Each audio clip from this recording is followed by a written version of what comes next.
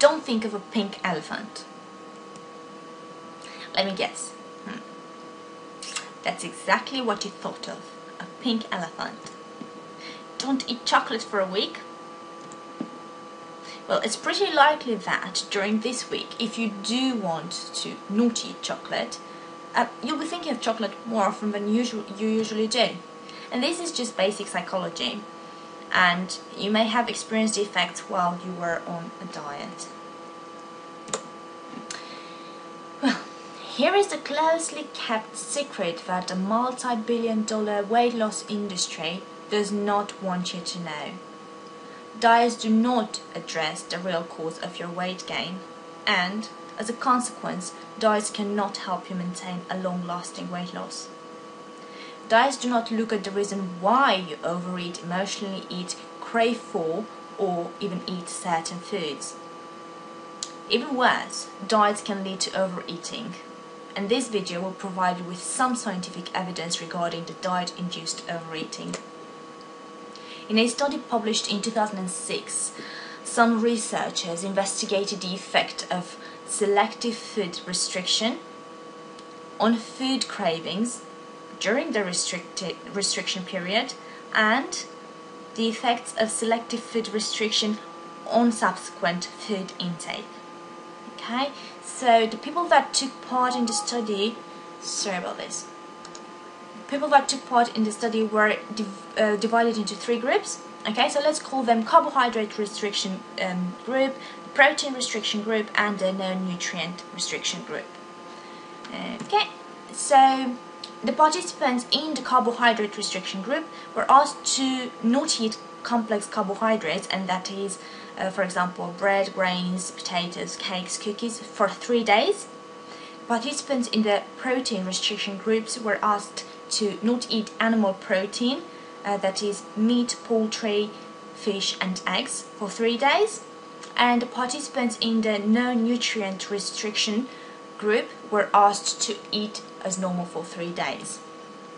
After these 3 days of restriction or no restriction, the study's participants were invited to the lab for an experimental session during which they were offered the chance to eat a high carbohydrate food. They were offered croissants, to be more accurate, and a high protein food, and that is grilled chicken, pieces of grilled chicken, souvlaki for those who know the term. Sorry again about this. Carbohydrate restricted participants consumed a higher amount of high carbohydrate food than did the no nutrient restrictors and protein restrictors. So that was during the lab task. They ate more croissants. In addition, they also reported more cravings for high carbohydrate foods during the 3 days of restriction. Notice the pink elephant effect, yeah? Remember, don't think about pink elephant, and that's exactly what they thought of. So they were asked not to eat and not to obviously think of carbohydrate foods, and that's exactly what they were thinking on a more regular basis. Okay.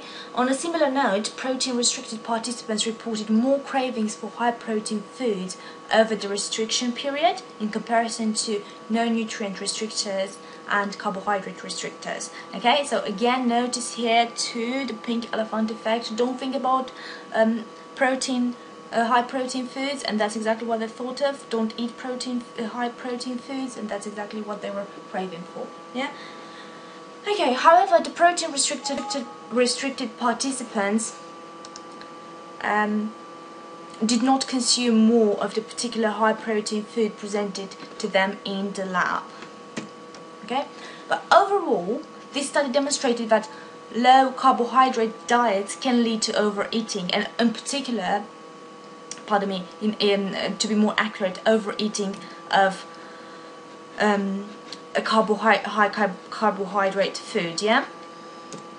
Okay, overeating is likely to compensate for the energy deficit created during the low carbohydrate dieting days, and in simple terms, on the long term, you may have been better off not even having restricted your carbohydrates, because you are going to compensate anyways if you are going to overeat after that restriction.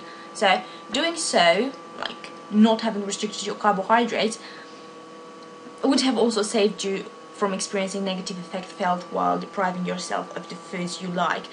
When we are restricting food or restricting any kind of activity that we are intrinsically motivated to follow, for example, if you really love croissants and you say yourself that you can't have them for a week or you can't have them for the rest of your life, then your body will release cortisol, stress hormone, which is kind of negatively affecting your body, so you'll get that negative mood, and not only.